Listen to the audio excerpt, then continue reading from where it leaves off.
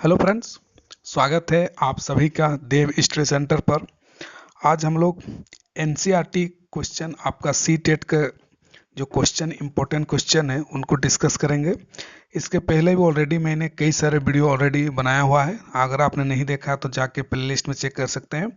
Science का 10th class का सारा जो इम्पोर्टेंट आपका टॉपिक है एनसीईआरटी का, उसको मैंने आपका एनसीईआरटी का जो सारा टॉपिक है, एक एक जो चैप्टर है उसको एक एक लेक्चर में मैंने डिस्कस किया है, तो आप जाकर देख सकते हैं।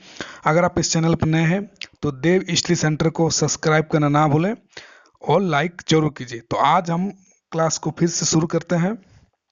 आपका जो मैग्नेट चैप्टर उसको शुरू करेंगे। यहाँ से भी कई बार सी टेट का क्वेश्चन पूछा हुआ है और जो भी इम्पोर्टेंट क्वेश्चन होगा उसको डिस्कस करेंगे। आप यहाँ पर देख सकते हैं स्क्रीन पर विद्युत धारा के चुंबकीय प्रभाव, इलेक्ट्रिक करंट से चुंबकीय प्रभाव का क्या प्रभाव पड़ता है, मैग्नेट्स पर क्या प्रभाव पड़ता है, इस पर डिस्कस करेंगे। तो पहला क्वेश्चन आपका स्क्रीन पर दिख रहा होगा कि चुंबक के निकट लाने पर दिक्सूचक की सुई विक्षेपित क्यों हो जाती है। तो दिक्सूचक भी एक चुंबक होता है, अतः इसे किसी अन्य चुंबक के निकट लाने पर प्रतिकर्षण तथा आकर्षण लगता है, अतः यह विक्षेपित मतलब डिफ्लेक्ट, आपका डिफ्लेक्ट हो जाता है। तो देखिए, दिक्सूचक भी अपने आप में एक चुंबक होता है, अतः इसे किसी अन्य चुंबक, जब इसको किसी दूसरे चुंबक के निकट लाते हैं तो आपका ये प्रतिकर्षण तथा आकर्षण होता लगता है, अतः ये विक्षेपित क्या होता है, हो जाता है। तो इस तरह से ये आपका पहला नंबर क्वेश्चन आपका हो गया। आगे देखते हैं अगला क्वेश्चन, ये भी काफी इंपॉर्टेंट क्वेश्चन है। चुंबकीय क्षेत्र रेखा से आप क्या समझते हैं। इंग्लिश में इसको अगर कहेंगे तो मैग्नेटिक लाइंस जो है क्या होते हैं। किसी चुंबक का चुंबकीय बल जिस दिशा में आपका कार्य करता है उस दिशा में खींची गई काल्पनिक रेखाएं, देखिए यहाँ पर बोला काल्पनिक रेखाएं, जो इमेजिनरी लाइंस होते हैं उन्हें आपका चुंबकीय क्षेत्र रेखा कहा जाता है या चुंबकीय क्षेत्र रेखा कहलाती है। तो इस तरह का हमने इसको देखा। आगे देखते हैं, ये काफी इंपॉर्टेंट क्वेश्चन है कि कई बार इसका विशेषता पूछा जाता है कि चुंबकीय क्षेत्र रेखा के क्या विशेषताएं हैं, उसके कैरेक्टरिस्टिक्स क्या है, उस पर भी आपका क्वेश्चन बनने का पूरा चांस रहता है, चाहे सी टेट एग्जाम हो किसी भी टेट एग्जाम में। तो चुंबकीय क्षेत्र रेखा की विशेषताएं आपका निम्न है। पहला नंबर 1 देखेंगे, चुंबक के बाहर यह उत्तरी ध्रुव से निकलकर दक्षिण ध्रुव को जाती है। देखिए, चुंबक के बाहर जो होता है ये आपका उत्तरी ध्रुव, उत्तरी नॉर्थ पोल से निकलकर आपका साउथ पोल की तरफ ये जाती है चुंबक के बाहर। फिर आपका चुंबक के भीतर ये दक्षिण ध्रुव से, और चुंबक के जो भीतर है आपका चुंबक का इस तरह का अंदर का बात करें तो दक्षिण ध्रुव से ये उत्तर ध्रुव की ओर जाती है, मानो दक्षिण ध्रुव से उत्तर ध्रुव की ओर जाकर रुक जाती है। तो आपका ये हुआ सेकंड। थर्ड नंबर जो आपका है, ध्रुवों पर चुंबकीय क्षेत्र का सघन होती है। तो जो ध्रुव होगा, ध्रुव किसको कहेंगे, जैसे आपका ये होगी आपका चुंबक मैग्नेट, इसको अगर नॉर्थ पोल बोलेंगे, इसको साउथ पोल बोलेंगे। तो ध्रुवों पर चुंबकीय क्षेत्र का सघन होती है। तो सघन कहाँ पर होगा, इस क्षेत्र पर, जो आपका इस जगह पर ये सब आपका सघन होगा, यहाँ पर ज्यादा आपका मैग्नेटिक लाइंस आपको मिलेगा, जो ये आपका ध्रुव पर ज्यादा सघन होगा। अगला देखते हैं, चुंबकीय क्षेत्र का कभी एक दूसरे को प्रतिच्छेद नहीं करते हैं। ये भी एक तो इम्पोर्टेंट पॉइंट है आपका, सी टेट किसी टेट एग्जाम में कहाँ पूछा जा सकता है कि चुंबकीय क्षेत्र का एक दूसरे को कभी प्रतिच्छेद नहीं करते हैं। तो ये आपको पॉइंट याद रखना है। नेक्स्ट देखते हैं अगला इंपॉर्टेंट क्वेश्चन। देखिए, दो चुंबकीय क्षेत्र के एक दूसरे को प्रतिच्छेद क्यों नहीं करते हैं। तो दो मैग्नेटिक लाइंस जो एक दूसरे को आपका क्रॉस प्रतिच्छेद क्यों नहीं करते हैं। तो दो चुंबकीय क्षेत्र का कहीं भी एक दूसरे को प्रतिच्छेद नहीं करती। यदि वे ऐसा करे तो इसका अर्थ होगा कि प्रतिच्छेद बिंदु पर किसी दिशा सूचक आपका यहाँ देखते हैं, प्रतिच्छेद बिंदु किसी दिशा सूचक यंत्र रखने पर उसकी सुई का उत्तरी छड़ दो दिशाओं को संकेत करेगा। तो मतलब अगर ये प्रतिच्छेद करेगा तो इसका मतलब ये निकलेगा कि अगर हम दिशा से यंत्र रखने पर उसके सुई का उत्तरी छड़ जो है दो दिशाओं का संकेत करे, जो कि संभव आपका नहीं हो सकता है। तो ये इसका कारण है।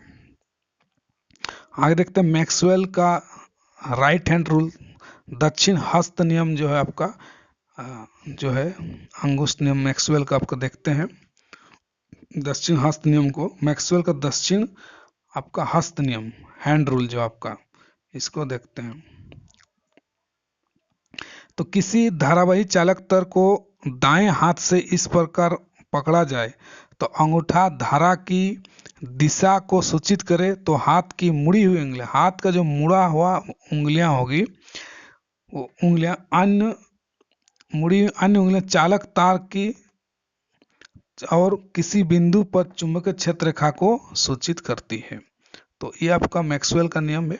फिर से एक बार डिस्कस करता हूँ कि अगर किसी धारावाही चालक तार को दाएं हाथ से इस प्रकार पकड़ा जाए तो अंगुली धारा की दिशा को सूचित करे, अंगुली धारा की दिशा को सूचित करती है करे, तो हाथ में जो मुड़ी हुई अन्य उंगलियां चालक तार के चारों ओर किसी बिंदु पर चुंबकीय क्षेत्र रेखा को सूचित करेगी। तो हाथ का जो मुड़ा हुआ अंगुलियां होगा वो तार के चारों तरफ जो आपका मैग्नेटिक फील्ड होगा, चुंबकीय क्षेत्र का, उसको ये सूचित करेगा। तो ये आपका मैक्सवेल का नियम है। आगे उसके बाद जो जो इम्पोर्टेंट उसी को डिस्कस करेंगे हम लोग। उसके बाद ये देखते हैं विद्युत मोटर क्या है, विद्युत मोटर के क्या सिद्धांत है। तो विद्युत मोटर में विद्युत ऊर्जा यांत्रिक ऊर्जा में रूपांतरित होती है, ये विद्युत मोटर का सिद्धांत है। सिंपल आपको याद रखना विद्युत मोटर क्या है। विद्युत मोटर जो है विद्युत ऊर्जा को, इलेक्ट्रिक एनर्जी को आपका मैकेनिकल एनर्जी में, यांत्रिक ऊर्जा में रूपांतरित होती है, ये विद्युत मोटर का सिद्धांत है। आगे देखते हैं प्रेरित धारा से क्या समझते हैं। विद्युत चुंबकीय प्रेरणा के कारण उत्पन्न धारा को प्रेरित धारा कहा जाता है। तो विद्युत चुंबकीय प्रेरणा के कारण जो धारा उत्पन्न होती है उसे हम प्रेरित धारा कहते हैं। गैल्वेनोमीटर क्या है, काफी इजी है। गैल्वेनोमीटर एक यंत्र है जो विद्युत परिपथ में धारा की उपस्थिति को दर्शाता है। तो धारा सर्किट में करंट है नहीं है, ये कौन दिखाएगा आपका, गैल्वेनोमीटर आपका दिखाया, गैल्वेनोमीटर आपका ये दिखाया गैल्वेनोमीटर। एसी धारा क्या है, डीसी धारा क्या, देखेंगे, ये काफी इंपॉर्टेंट क्वेश्चन है। वो धारा जो समय के समान अंतराल में, देखिए वो धारा जो समय के समान अंतराल में अपनी गति की दिशा परिवर्तित करे वो एसी धारा या ऑल्टरनेटिंग करंट इसको कहेंगे। मतलब टाइम के साथ अपना स्पीड जो समय अंतराल में अपनी गति की दिशा, मतलब अपना जो गति की दिशा होगा, डायरेक्शन, ये अपना चेंज करेगा, तो इसे हम एसी करंट कहेंगे। डायरेक्ट करंट की बात करें तो हम लोग वो धारा जो सदैव एक निश्चित दिशा की ओर प्रवाहित करे, मतलब अगर ये निश्चित दिशा की तरफ प्रवाहित करेगा, किसी तरह का आपका अल्टरनेटिंग इसका डायरेक्शन चेंज नहीं होगा, तो उसे हम डीसी करंट आपका कहेंगे। आगे देखते हैं घरेलू विद्युत परिपथों में अतिभारण से बचाव। अतिभारण मतलब आपका होता है ओवरलोडिंग से बचाव के लिए क्या सावधानी बरतनी चाहिए। तो घरेलू विद्युत परिपथों में अतिभारण से बचाव के लिए विद्युत फ्यूज की व्यवस्था होनी चाहिए। इसके अतिरिक्त विद्युत साधित्र भू संपर्क करना चाहिए। तो विद्युत फ्यूज हमें यूज करना चाहिए बजाने के लिए, आपको ओवरलोडिंग से बचने के लिए। और साथ ही में तार को आर्थिंग भी हमें लगाना चाहिए, नीचे तरफ आर्थिंग देना चाहिए, भू संपर्क करना चाहिए, जिससे हमें आपका ओवरलोडिंग से बचा जा सकता है। उसके बाद अतिभारण क्या, ओवरलोडिंग क्या होता है, वो घटना जिसके अंतर किसी तार से आवश्यकता से अधिक परिमाण विद्युत धारा प्रवाहित होने पर तार पिघल जाता है तथा विद्युन्मय तार और उदासीन तार, मेन तार और आर्थिन तार जो आपस में सट जाते हैं तो आपका संपर्क आ जाते हैं, अतिभारण आपका कहलाता है। तो जब मेन तार और आर्थिन तार आपस में जो मिल दोनों तार सट जाएगा तो उसमें क्या होगा, जो इलेक्ट्रिक करंट जो है वो परिमाण विद्युत धारा प्रवाहित होने पर पिघल जाता है, और जिसके चलते आपका तार एक दूसरे के संपर्क में आ जाता है। इसे हम अतिभारण, उसको ओवरलोडिंग आपको कहते हैं, ओवरलोडिंग इसको हम कहते हैं।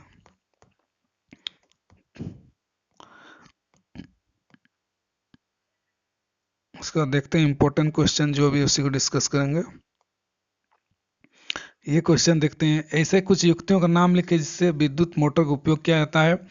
तो एक होता है कूलर, पंखा, पंप। ये सब चीज़ों विद्युत मोटर के साथ, जो भी विद्युत मोटर जो भी आपका आपका घूमता, जो पंखा को घुमाता, पत्ती को हमको मोटर से ही घुमाया जाता है।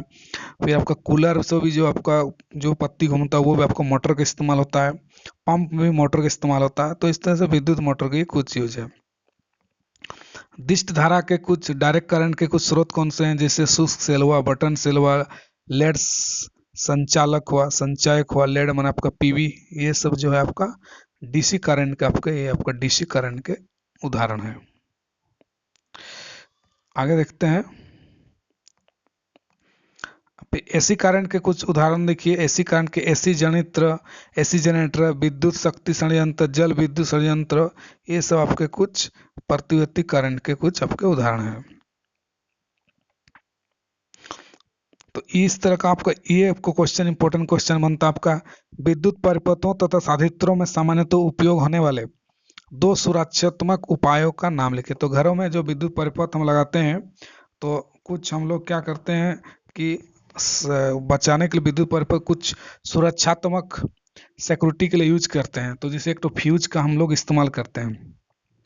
जब भी एक्सेस करंट फ्लो होता है तो अपने आप फ्यूज उड़ जाता है, जिससे पूरा परिपथ आपका खराब नहीं होता, परिपथ आपका तार नहीं जलता है। तो यह एक सुरक्षा युक्ति है। सामान्यतः फ्यूज टीन अथवा तांबे और टीन की मिश्र धातु से आपका बनी होती है। तो आपको इस तरह से ऑब्जेक्टिव क्वेश्चन पूछ सकता है कि जो आपका फ्यूज है वो किससे बना होता है। तो फ्यूज टीन अथवा तांबे और टीन की मिश्र धातु से आपका बने होता है। टीन आपका जो एसएन है वो टीन का इस्तेमाल होता है फ्यूज बनाने में। फिर भूसंपर्कता विस्तार का प्रयोग विशेषकर फ्रिज, कूलर, इस्त्री, टेबल, फैन आदि में इसका किया जाता है। ये आपका ये हुआ। आगे बढ़ते हैं। इंपॉर्टेंट क्वेश्चन ये तो आपका लॉन्ग क्वेश्चन हो गया, इसे आपको नहीं पूछेगा एग्जाम में।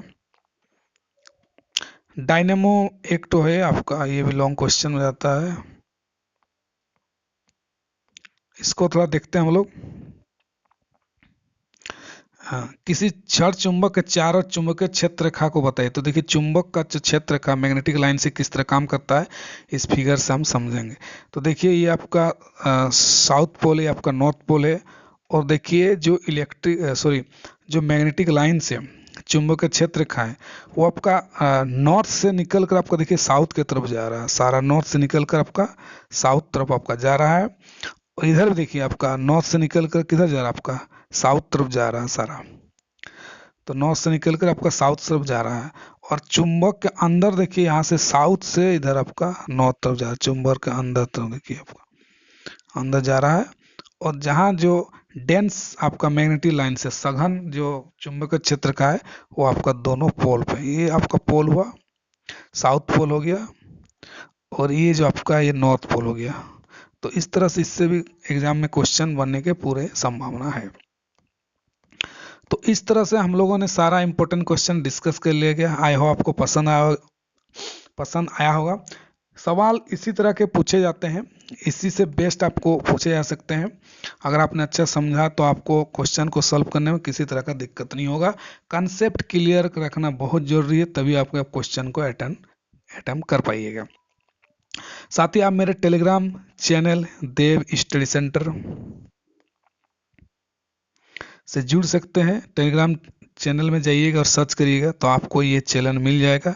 देव स्टडी सेंटर आप सर्च करेंगे तो कई सारे नोट्स मैंने शेयर किया हुआ है। जैसे आपको सीडीपी का नोट वहाँ पर मिल जाएगा, साइंस एंड टेक्नोलॉजी साइंस का नोट मिल जाएगा, आपको हिंदी पेडागोजी का नोट्स वहाँ पर मिल जाएगा। साइंस के भी कई सारे नोट्स शेयर किए हुए, वहाँ पर आपको काफ़ी हेल्प होगा और आप फर्स्ट अटेम्प्ट में सीटेट एग्जाम को क्रैक कर सकते हैं विथ स्मार्ट स्टडी। और फाइनली देव स्टडी सेंटर को सब्सक्राइब करना ना भूलें, लाइक जरूर कीजिए। मिलते हैं किसी और वीडियो के साथ। Thank you so much.